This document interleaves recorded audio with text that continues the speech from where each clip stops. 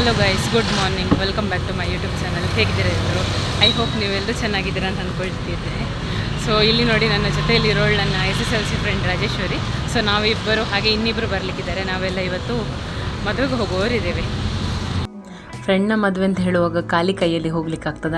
ಹಾಗಾಗಿ ನಾನು ರಾಜಿ ಜಯಲಕ್ಷ್ಮಿ ಸಿಲ್ಕಿಗೆ ಹೋಗಿ ಗಿಫ್ಟನ್ನು ಪರ್ಚೇಸ್ ಮಾಡಲಿಕ್ಕೆ ಹೋಗಿದ್ವಿ. ಅಂದರೆ ಒಂದು ಸೀರೆ ಅಥವಾ 2 ಸೀರೆಯನ್ನು ಪರ್ಚೇಸ್ ಮಾಡಿ ಕೊಡುವ ಅಂತ. ಆ್ಯಕ್ಚುಲಿ ನಮ್ಮ ಫ್ರೆಂಡ್ ನಮ್ಮ ಹಾಗೆಯೇ ಟೀಚರ್, ಅಂದರೆ ಲೆಕ್ಚರರ್ ಆಗಿ ವರ್ಕ್ ಮಾಡ್ತಾಳೆ. ಸೊ ಅವಳಿಗೂ ನಮ್ಮ ಹಾಗೆಯೇ ಸೀರೆ ಯೂಸ್ ಆಗ್ತದೆ ಅಂತ ಹೇಳಿ ಗಿಫ್ಟಲ್ಲಿ ಈ 2 ಸೀರೆಗಳನ್ನು ನಾವು ಸೆಲೆಕ್ಟ್ ಮಾಡಿದ್ವಿ. ಹಾಗಾಗಿ ಇದರ ನಂತರದಲ್ಲಿ ನಮ್ಮ ಇನ್ನೊಂದು ಫ್ರೆಂಡ್ ಬಂದು ನಮ್ಮ ಜೊತೆಯಲ್ಲಿ ಜಾಯ್ನ್ ಆದ. ಸೊ ಅವನು ಬಿಲ್ಲೆಲ್ಲ ಪೇ ಮಾಡಿದ.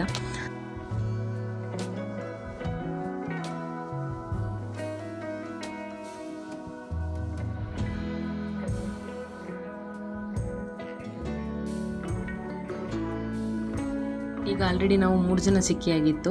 ಇನ್ನು ನಂತರದಲ್ಲಿ ಇವಳು ಲಲಿತಾ ಮುಲ್ಕಿಯವಳು. ಸೊ ಪಡುಬಿದ್ರಲ್ಲೆಲ್ಲೋ ವರ್ಕ್ ಮಾಡ್ತಾಳೆ.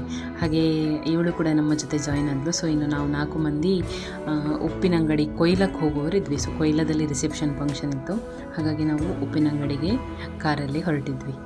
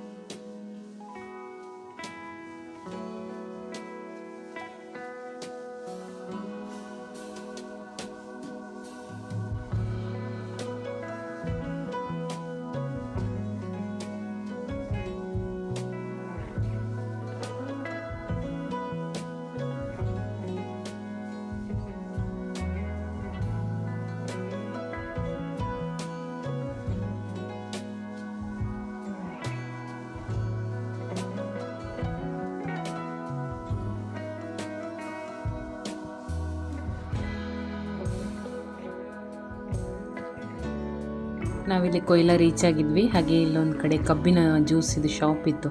ಸೊ ಅಲ್ಲಿಂದ ಕಬ್ಬು ಜ್ಯೂಸ್ ತಗೊಂಡು ಕುಡ್ಕೊಂಡು ಅಲ್ಲಿಂದ ಹುಡುಗಿಯ ಮನೆಗೆ ನಾವು ಹೊರಟ್ವಿ. ನಾನು ನಿಮಗೆ ಮಧುರನ ಮನೆ ಕೊಯ್ಲದಲ್ಲಿರೋದು ಹೇಳಿದೆ. ಸೊ ಕೊಯ್ಲ ಅಂದರೆ ಇಲ್ಲಿ ಕೇಂದ್ರೀಯ ಜಾನುವಾರು ಸಂವರ್ಧನಾ ಕೇಂದ್ರ ಅಂತಿದೆ. ಇಲ್ಲಿ ಕ್ಯಾಟಲ್ ಫಾರ್ಮ್ ಇದು. ಬೇರೆ ಬೇರೆ ರೀತಿಯ ಹಸುಗಳನ್ನು ಜಾನುವಾರುಗಳನ್ನು ಇಲ್ಲಿ ಸಾಕ್ತಾರೆ. ಸೊ ಇದಕ್ಕೆ ರಿಲೇಟೆಡ್ ಆದಂತಹ ಒಂದು ವಿಡಿಯೋವನ್ನು ನಾನು ಇಲ್ಲಿ ನಿಮಗೆ ಮುಂದೆ ಹಾಕಿದ್ದೇನೆ, ನೋಡ್ಕೊಂಡು ಬನ್ನಿ. ಸೊ ಯಾಕಂದರೆ ಇಲ್ಲಿ ಈ ರೀತಿಯಲ್ಲಿ ಹಸುಗಳನ್ನೆಲ್ಲ ಸಾಕ್ತಾರೆ.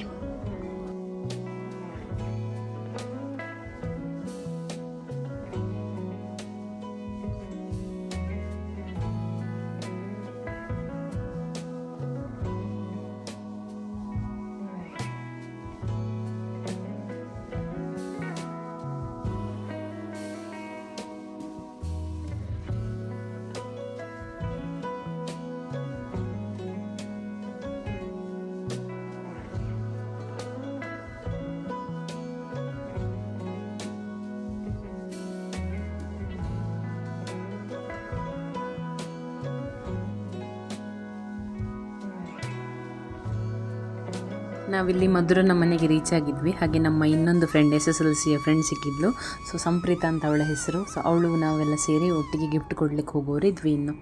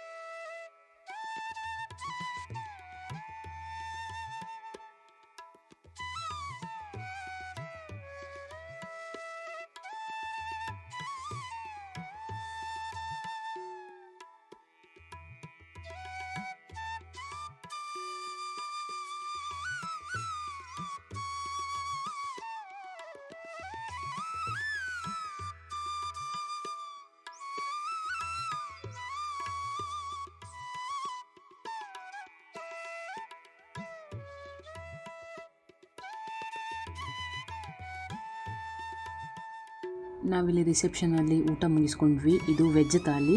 ಹಾಗೆಯೇ ಇನ್ನೊಂದು ಪ್ಲೇಟ್ ತೋರಿಸ್ತೀನಿ ನೋಡಿ, ಇದು ನಾನ್ ವೆಜ್. ಸೊ ಜೊತೆಯಲ್ಲಿದ್ದವರು ವೆಜ್ಜು ಇದ್ದರು, ನಾನ್ ವೆಜ್ಜು ಇದ್ದರು. ಹಾಗೆ ಅದರ ನಂತರದಲ್ಲಿ ನಮ್ಮ ಹೈಸ್ಕೂಲ್ ಟೀಚರ್ ಸಿಕ್ಕಿದ್ರು. ಇವರ ಹೆಸರು ರಶ್ಮಿತಾ ಮ್ಯಾಮ್ ಅಂತ, ನನ್ನ ಪಕ್ಕದಲ್ಲಿ ನಿಂತಿದ್ದಾರೆ ನೋಡಿ. ಸೊ ಅವ್ರ ಜೊತೆ ಇಲ್ಲೊಂದು ಫೋಟೋ ತೆಗೆಸ್ಕೊಂಡ್ವಿ. ಇವರು ನಂದು ಹೈಸ್ಕೂಲಿದು ಹಿಂದಿ ಟೀಚರ್, ಅಂದರೆ SSLCಯಲ್ಲಿದ್ದಾಗ ಇವರು ನನಗೆ ಹಿಂದಿ ಪಾಠ ಮಾಡ್ತಾಯಿದ್ರು. ಸೊ ಅವರೇ ನನ್ನ ರೋಲ್ ಮಾಡೆಲ್. ಸೊ ಅವರು ಪಾಠ ಮಾಡುವ ರೀತಿ ನೋಡಿ ನಾನು ಅಂದ್ಕೊಂಡೆ ನಾನು ಅವ್ರ ಥರನೇ ಒಂದು ಟೀಚರ್ ಆಗಬೇಕು ಅಂತ.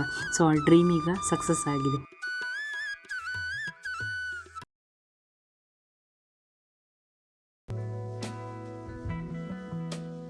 ಮಂಗಳೂರಲ್ಲಿ ನಾನು ನಮ್ಮ ತೋಟದಲ್ಲಿ ಅಡಿಕೆ ಗಿಡಗಳಿದ್ದಾವೆ ಅಂತ ಹೇಳಿದ್ದೆ. ಸೊ ಅಡಿಕೆ ಗಿಡದಲ್ಲಿ ತುಂಬ ಅಡಿಕೆ ಹಣ್ಣಾಗಿತ್ತು. ಸೊ ಅದನ್ನೆಲ್ಲ ತೆಗಿಲಿಕ್ಕಿತ್ತು ಇವತ್ತು.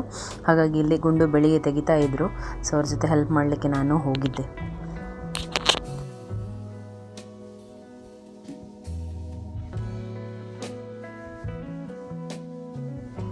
ಇಲ್ಲಿ ಗುಂಡು ಅಡಿಕೆ ತೆಗೆದು ಹಾಕಿದರು. ನಾನು ಅದನ್ನು ಎಲ್ಲ ಕಲೆಕ್ಟ್ ಮಾಡಿದ್ದೆ ಮತ್ತು ಅವ್ರು ತೊಗೊಂಡೋಗಿ ಅಂಗಳಕ್ಕೆ ಹಾಕಿದರು.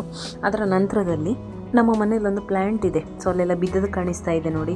ಅದು ಬೀಂಪುಳ್ಳಿ ಹೇಳ್ತಾರೆ ತುಳುವಲ್ಲಿ, ನಾವು ಸಹ ಬೀಂಬುಳ್ಳಿ ಹೇಳ್ತೇವೆ. ಸೊ ಇದನ್ನು ಪದಾರ್ಥಕ್ಕೆಲ್ಲ ಯೂಸ್ ಮಾಡ್ತೇವೆ ಸಾರು ಮಾಡುವಾಗ. ಅದು ಬಿಟ್ಟು ಬೇರೆ ಯಾಕೆ ಯೂಸ್ ಮಾಡಲಿಕ್ಕಾಗ್ತದೆ ಗೊತ್ತಿಲ್ಲ. ಕೆಲವರು ಉಪ್ಪಿನಕಾಯಿ ಹಾಕಲಿಕ್ಕಾಗ್ತದೆ ಹೇಳ್ತಾರೆ, ಹೇಗೆ ಹಾಕಲಿಕ್ಕಾಗ್ತದೆ ಗೊತ್ತಿಲ್ಲ. ನಿಮಗೇನಾದರೂ ಗೊತ್ತಿದ್ದರೆ ನನಗೊಂದು ಹೇಳಿಕೊಡಿ.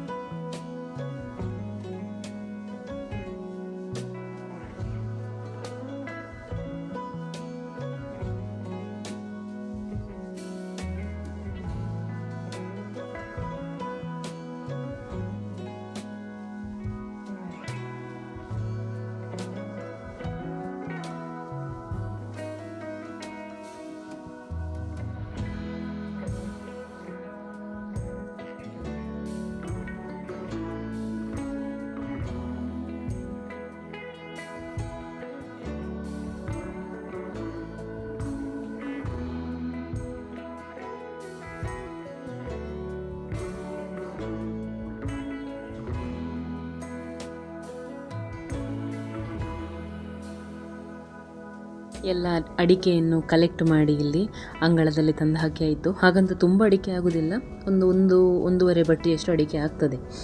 ಆದರೆ ಇದಕ್ಕಿಂತ ಮುಂಚೆ ಒಂದು ತಿಂಗಳ ಹಿಂದೆ ತೆಗೆದಿದೆ, ಅದನ್ನು ಮತ್ತೆ ಒಣಗಿಸಿ ಇಟ್ಟಿದ್ದಾರೆ ಅಜ್ಜ. ಸೊ ಅದು ಬೇರೆ ಕಡೆ ಹಾಕ್ತಾರೆ. ಇವತ್ತಿನ ಅಡಿಕೆ ಇಷ್ಟ ಆಗಿದೆ ನೋಡಿ.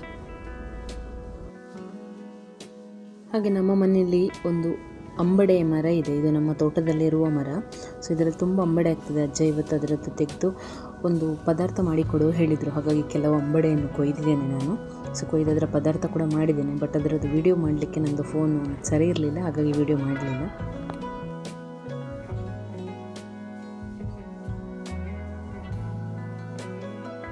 ಲಾಸ್ಟ್ ಬ್ಲಾಗಲ್ಲಿ ನಾನು ನಿಮಗೆ ಈ ಗಿಡವನ್ನು ತೋರಿಸಿದ್ದೆ, ರೇಷ್ಮೆ ಗಿಡ ಅಥವಾ ಮಲ್ಬೆರಿ ಪ್ಲ್ಯಾಂಟ್ ಹೇಳ್ತಾರೆ. ಸೊ ಇದರಲ್ಲಿ ತುಂಬ ಹಣ್ಣಾಗಿತ್ತು. ಹಾಗೆ ಇವತ್ತು ಕೊಯ್ದದನ್ನು ತಿನ್ನುವ ಅಂತ.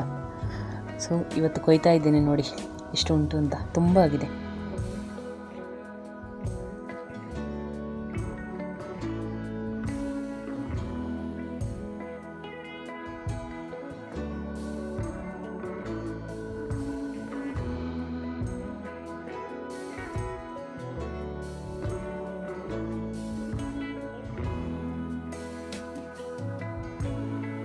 ಹಾಗೆ ನಿಮಗೆಲ್ಲರಿಗೂ ಇವತ್ತಿನ ನನ್ನ ಈ ಪುಟ್ಟ ವ್ಲಾಗ್ ಇಷ್ಟ ಆಗಿದೆ ಅಂತ ಅಂದ್ಕೊಳ್ತೇನೆ.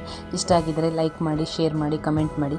ಹಾಗೆ ಚಾನಲಿಗೆ ಹೊಸಬರಾಗಿದ್ದರೆ ಸಬ್ಸ್ಕ್ರೈಬ್ ಮಾಡೋದನ್ನು ಮರಿಬೇಡಿ. ಅಲ್ಲೇ ಇರುವ ಬೆಲ್ ಐಕಾನನ್ನು ಒತ್ತಿ. ಈ ವಿಡಿಯೋನ ನೋಡಿದಂಥ ಎಲ್ಲರಿಗೂ ಧನ್ಯವಾದಗಳು. Thank you for watching.